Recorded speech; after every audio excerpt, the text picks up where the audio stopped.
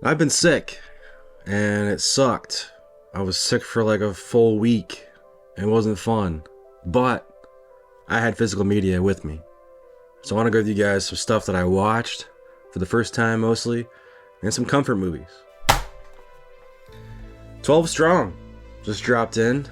This is a new watch. It takes place right after 9/11. In fact, the attack of 9/11 2001 started the movie, and Chris Hemsworth leads a band of soldiers into foreign territory, and it's one of the first little battles that was classified and just recently declassified about these soldiers that go in the battle and take over a little town. I thought it was solid. I mean, there's nothing new about it, no like new ways of photographing a war or anything, or any new set pieces, but I thought the movie was definitely watchable, enjoyable, and as far as a war movie, I'd say it's about middle of the road.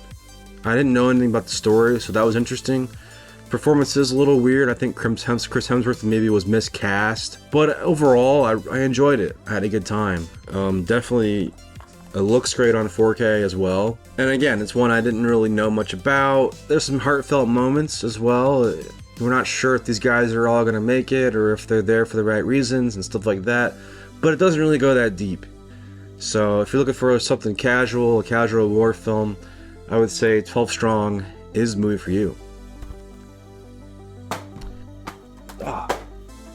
Next one is Magic Mike, Steven Soderbergh from 2012. I remember back in the day, a bunch of middle-aged women in the Midwest were flipping their britches out over this movie, Magic Mike, about these guys stripping, and I thought it was a complete joke and something that wouldn't appeal to me.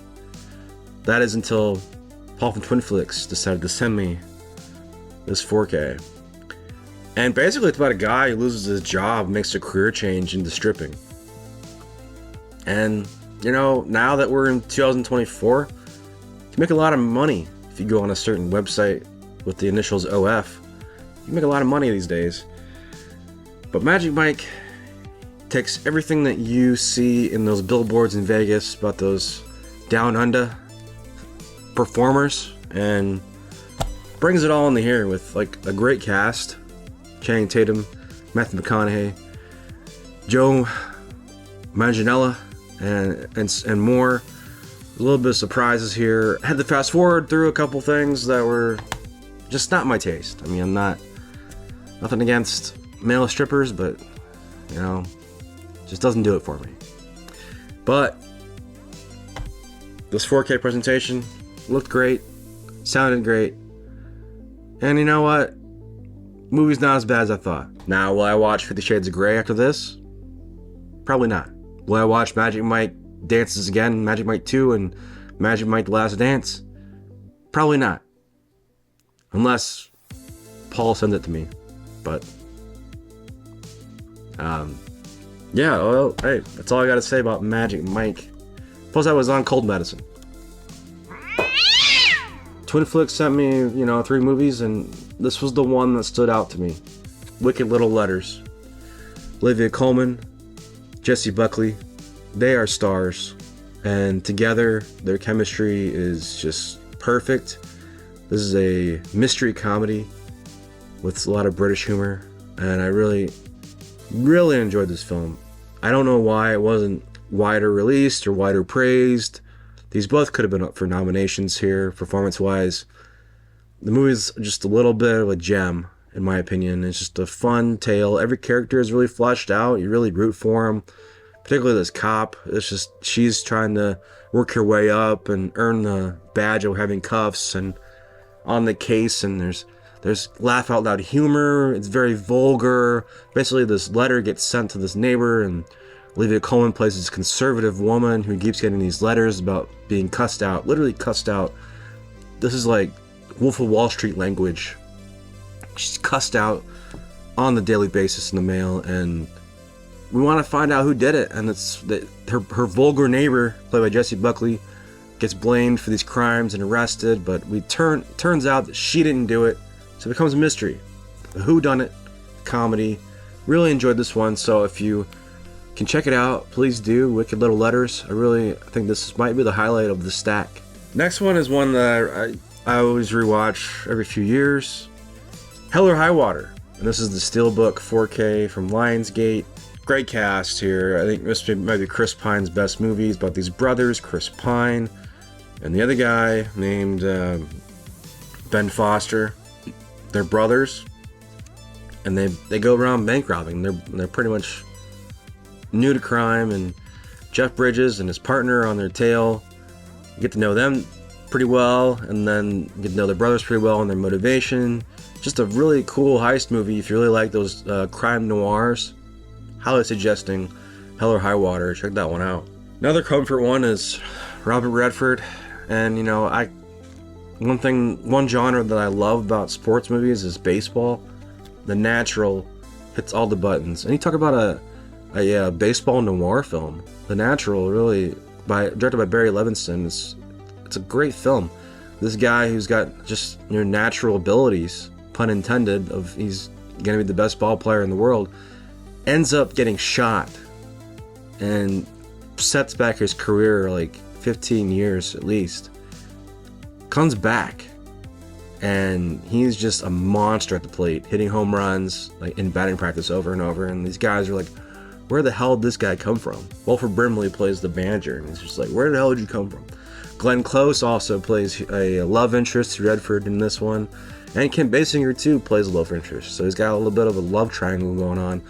But I think it's a fantastic movie, fantastic score, iconic baseball film that I really found comfort in. Next one was new to me, Black Christmas in July. I had to do a little bit of that flavor, and I didn't mind it. Didn't think it was that great of a film, but again, horror is not one that I really take to as well as some others. But Black Christmas, I liked it for what it was. It's a holiday slasher, and I finally seen it on 4K. This is a stunning edition on 4K from Shout Factory. Next one is a sequel in spirit to Dazed and Confused, directed by Richard Linklater. Everybody Wants Some, another baseball film.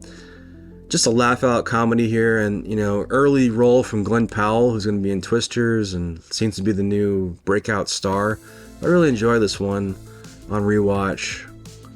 Pretty good performances, and just kind of a hangout film that I think Linklater really nails.